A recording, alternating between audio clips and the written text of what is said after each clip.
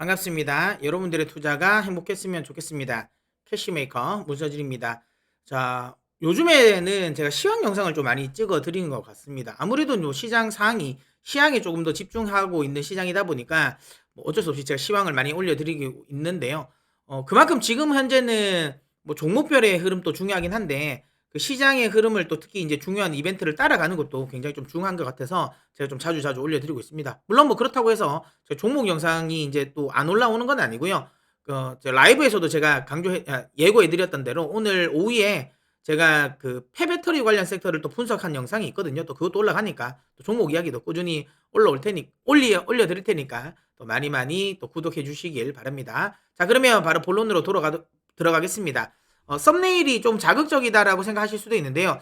저는 진짜 실제로 그렇게 될 가능성이 높지 않을까라는 생각을 합니다. 그러니까 미국의 SVB 사태 이후에도 뭐 나머지 다른 일부 중소형 은행들은 망할 가능성이 전 높다라고 생각을 하고요. 그다음에 CS는 이번에 뭐 보조금을 받고 지원금을 받고 했지만 결국엔 최종적으로는 저는 해체가 된다라고 봅니다. 파산이 아닌 해체라고 이야기 드렸어요. 왜 그런지는 뒤에 설명드리겠습니다. 하지만 그럼에도 불구하고 저는 시장은 오른다, 상승을 한다라는 쪽인데요. 자, 왜 그런지 일단 하나하나씩 제가 짚어드리도록 하겠습니다. 일단 먼저 자, 미국 은행들은 저는 더 망할 것 같습니다. 일단 SVB 사태가 진정을 시키고 있는 단계는 맞습니다. 그러니까 미 정부가 그다음에 연준이 일단은 자금을 좀 지원을 하면서 그러니까 뱅크런 사태가 아주 확산될 것 같지는 않다라는 생각은 하는데 그런데 중요한 건 그래도 어쨌든 지금 현재의 구조상이라면 한두 개 은행은 더 망할 것 같습니다. 그러니까 왜냐하면 SVB를 말고 실리콘뱅크 은행 말고도 지금 그런 특수한 계층을 주 고객 타겟팅으로 해서 영업을 했던 중소형 지역은행들은 많거든요.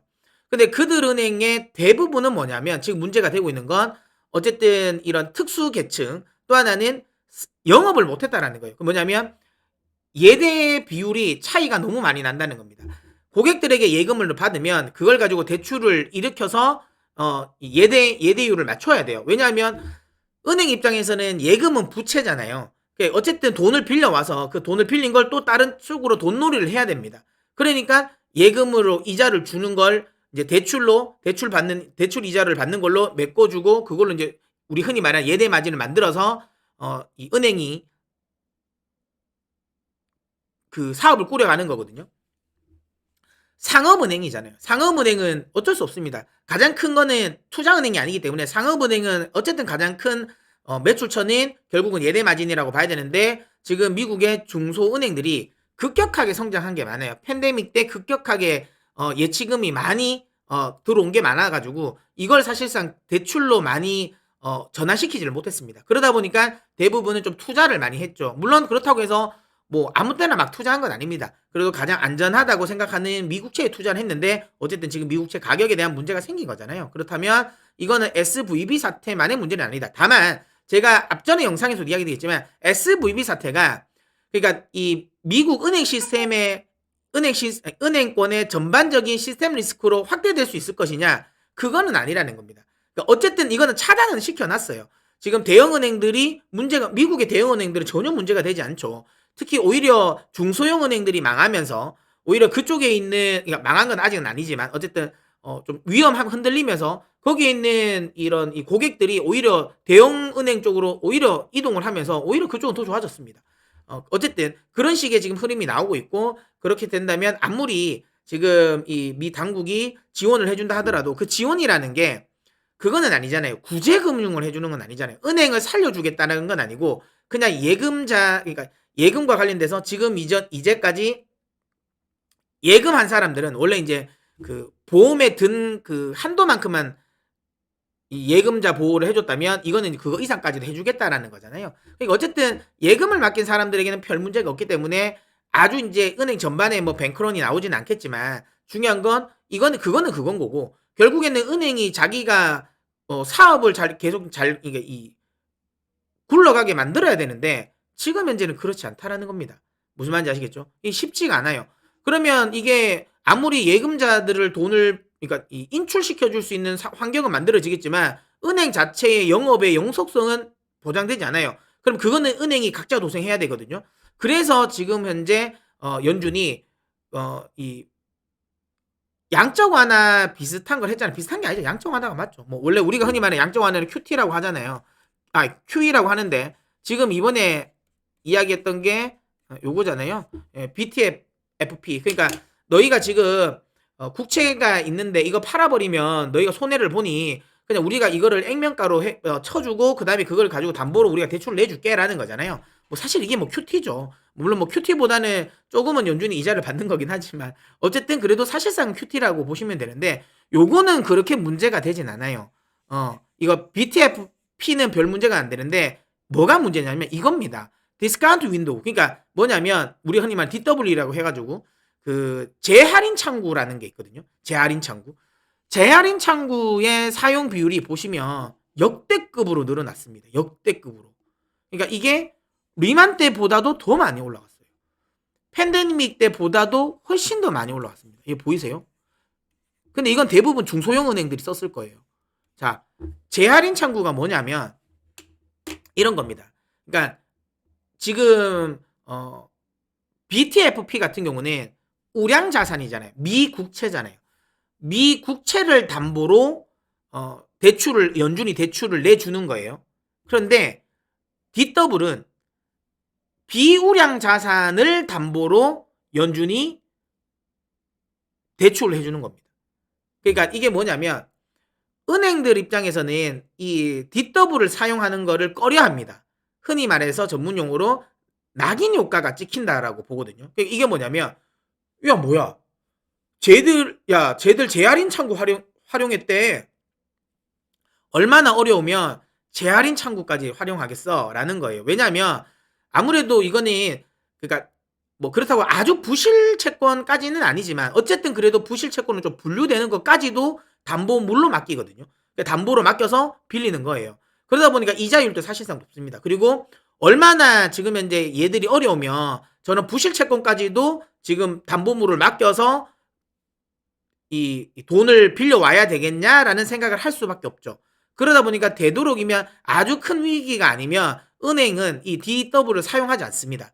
그런데 이번에 보시는 것처럼 보시죠. 평소에 거의 안 사용하잖아요. 없어요. 없어. 사용이 없는데 이런 식으로 위기가 있을 때마다 쓰는데 이게 역대급이라는 겁니다. 이 말은 여러분 달리 이야기하면 지금 아무리 시장에서 뭔가가 이게 문제가 해결된 것처럼 이야기는 하지만 여전히 중소형 은행들은 어렵다는 겁니다. 어렵다는 거고 이 말은 시간이 지나면 한두 개는 더 무너진다라는 말입니다.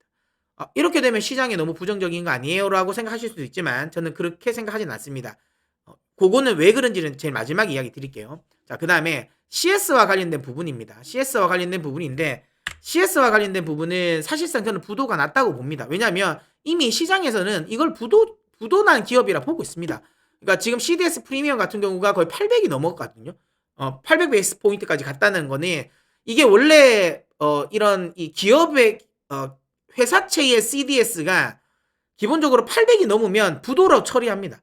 이 통상적으로 800이 넘으면 부도 기업으로 처리한단 말이죠. 그러면 지금 현재 CS가 800까지 올라갔다는 말은 시장에서는 CS가 부도가 난다라는 걸 부도가 났다라고 보고 있는 거라는 거죠. 그러니까 지금 최근 들어서 아무래도 이제 이 스위스 중앙은행이 지원을 해줬잖아요. 지원을 해주고 그 다음에 이제 스위스 이제 중앙은행 입장에서도 얘가 무너지면 좀 큰 타격이 있으니까 UBS 보고 합병하라 그랬잖아요. 근데 UBS가 안 한다 그랬거든요. 왜냐하면 UBS가 보더라도 저거 먹으면 배탈 날 것 같거든요. 그러니까 만약에 저 CS가 내가 만약에 먹었을 때 득이 될 것 같으면 UBS가 왜 안 먹었겠어요? 당연히 먹었겠죠. 근데 저 상한 음식이라는 걸 UBS도 아는 거죠. 그러니까 UBS가 일단은 강제적인 합병은 자기들은 반대한다고 이야기를 했잖아요. 이 말은 뭐겠습니까? 일단은 이거 자체가 인수를 했을 때 위험 부담이 너무 크고 결국에는 부도날 가능성이 매우 높다라는 건 이미 시장에서 그다음에 업계에서는 다 이야기가 나왔다라고 보시면 될 것 같아요. 그리고 지금 이번에 지원해 준 게 말 그대로 이런 거예요. 원래 보통 은행들 같은 경우는 그 우리가 이제 리마 사태나 아니면 남유로 사태, 유로존 리스크 때 은행들을 지원해 줄 때 그때의 문제는 뭐가 문제냐면 그러니까 자본의 어찌 보면 이 불확실성. 그러니까 그 그들이 가지고 있는 자산이 뭔가가 변화가 생긴 거예요. 그래 가지고 문제가 생긴 겁니다. 왜냐면 리만 때는 자기들이 보유하고 은행들이 보유하고 있는 구조화 채권 CDO가 문제가 된 거고, 그러니까 유로존 같은 경우는 그러니까 그리스 국채라든지 이런 국채가 문제가 된 거잖아요. 그러니까 자기들이 가지고 있는 자산의 문제가 된 거기 때문에 이걸 자금을 지원해 주면 어쨌든 그 자산 자체를 상계를 해버리면 끝나거든요. 그러면 그거를 상계를 해버릴 수 있을 만큼의 자금을 투입해주면 끝. 문제가 되지 않는데 지금 CS는 그게 아니에요. CS 문제는 CS의 자산이 문제가 된 거예요. 그건 아니잖아요. 왜 문제가 됐어요? 얘들은 영업을 못하는 거예요. 그러니까 본질적인 문제입니다. 이건 살려줘봐야 살아날 수가 없어요. 살아나려면 이 CS가 진짜 환골탈태를 해야 돼요. 그럼 영업을 엄청나게 잘하고 영업 환경이 그러니까 영업 자체를 굉장히 뭐 진짜 엄청나게 잘 끌어들여야 돼. 근데 그럴 가능성이 지금 현재는 없잖아요. 왜냐하면 유능한 인력들은 다 빠져나갔단 말이에요. 안 된단 말이야.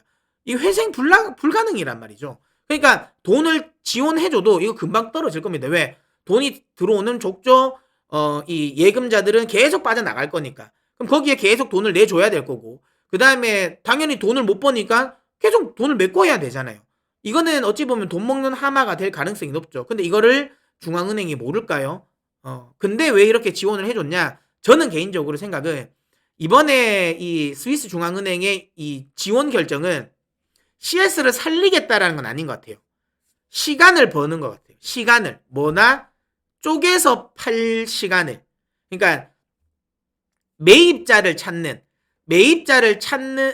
시간이 필요한 것 같아요. 그러니까 지금 상황에서 CS가 그냥 질서 없이 그냥 파산을 해버리면 이거는 문제가 굉장히 심각해집니다. 이건 제가 앞전 영상이나 라이브에서도 이야기 드렸죠. 이거 파산 나면 좀 문제가 다르다라는 건데 그걸 누구보다도 잘 알기 때문에 질서 없는 파산은 시키지 않을 것 같아요. 그러니까 여기서 말하는 질서 있는 파산, 그거는 뭐냐면 해체입니다. 뭐냐면 우리가 예전에 리만 사태 때 그런 거 많이 보셨잖아요. 은행들도 그렇고 그다음 특히 이제 뭐 GM이나 이런 회사들을 보면 굿 GM, 배드 GM이라는 거 있잖아요. 그러니까 돈을 잘 버는 사업부는 놔두고 돈을 못 버는 사업부는 정리하는 거. 그거 아시죠? 근데 이번에 CS는 저는 그런 식으로 들어갈 것 같아요. 그러니까 굿 CS, 그다음에 배드 CS라는 굿뱅크, 배드뱅크를 나눌 것 같아요. 그걸 나눠서 배드뱅크는 뭐 남들이 인수해주면 좋은데 인수하겠어요? 지금 뭐 JP도 이미 발 빼고 있잖아요. 야, 우리한테 저거 떠넘기지 마 라는 이미 이야기했잖아요.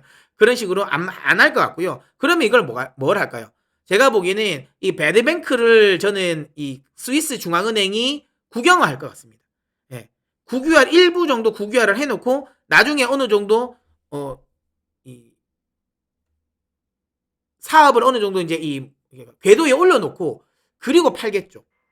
그러니까 그때까지는 일정 수준 국유화를 할 것 같고요. 배드뱅크는 좀 팔리면 좀 좋긴 하겠지만 그 다음에 굿뱅크 쪽, 뭐 CS가 강점이 있는 프라이빗 뱅크 같은 거 있잖아요. 뭐 그런 사업부 같은 경우는 매각을 하겠죠. 그것만 따로 떼서. 그러니까 처음에 딜을 했던 거 저는 UBS 보고 딜할 땐 건 이거예요. 너희가 이거 다 가져가라고 했는데 UBS 입장에서 딱 보니까 이거 사실 매력이 없거든. 이거 다 먹으면 배탈 날 것 같으니까 야 그러면 상한 부위만 좀 도려내. 그러면 내가 먹을게 라고 한 것 같아요. 그러면 그 기간 동안 시간이 필요하다라는 생각을 하고 해체하는데 시간이 필요하지 않겠습니까? 그렇기 때문에 제가 보기에는 그 정도를 시간을 벌기 위한 수순이다라고 보고요. 그럼 결국에는 CS는 제가 보기에는 망할 거라고 보고 있습니다. 파산을 할 거라고 보고, 다만 제가 방금 이야기드린 것처럼 제가 얘기했는데 요 방식대로 만약에 파산이 되지 않을까 싶어요.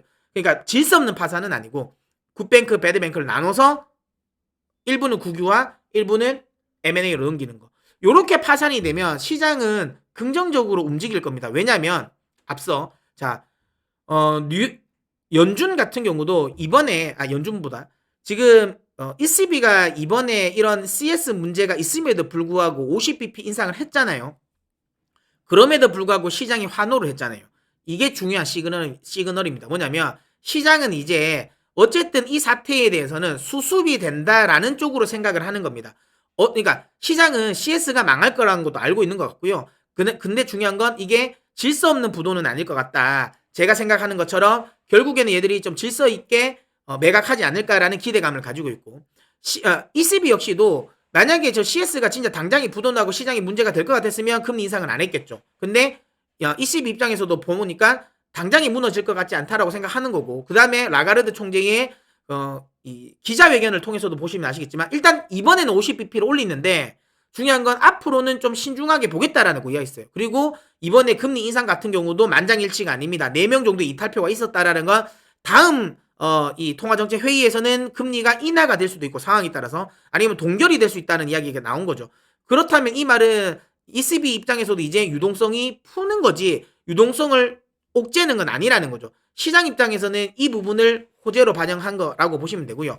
지금 미국 시장 역시도 연준 역시도 저는 이번에 다음 주에 있을 건 금리 인상은 할 것 같습니다. 25bp를 할 것 같은데요. 다만 기자회견을 통해서 이번에 은행 사태를 예의주시한다라고 이야기를 할 것 같고요. 그리고 나머지 중소형 은행들이 몇 개가 나가 떨어질 거라는 거는 이미 연준도 저는 알 것 같습니다. 자, 그런 상황이라면 추가적으로 아주 강하게 금리 인상 드라이브는 걸 수 없다라는 거. 그럼 이건 역시도 시장 입장에서는 결국에는 사태들은 대부분 다 완만하게 수습될 가능성이 높은 상황에서 그 과정에서 주요 중앙은행들이 이제 긴축이 아니라 완화적인 스탠스로 변화가 된다라는 걸 판단할 것 같아요. 그렇게 인식할 것 같습니다. 그렇다면 다시 한번 이야기지만 CS도 그 다음에 미국의 나머지 주요 좀 중소형 은행들이 추가 부도가 난다 하더라도 단계적으로 시장이 출렁일 수는 있겠지만 시장에서 우려하는 전저점을 깨고 내려가는 이런 추세 하락이 나올 가능성은 없다라고 보면 될 것 같습니다. 그렇기 때문에 저는 이번 FOMC 회의 결과만 보고 나서 점도표까지만 저는 확인하고 나면 만약에 그 다음부터 시장이 많이 흔들린다면 저는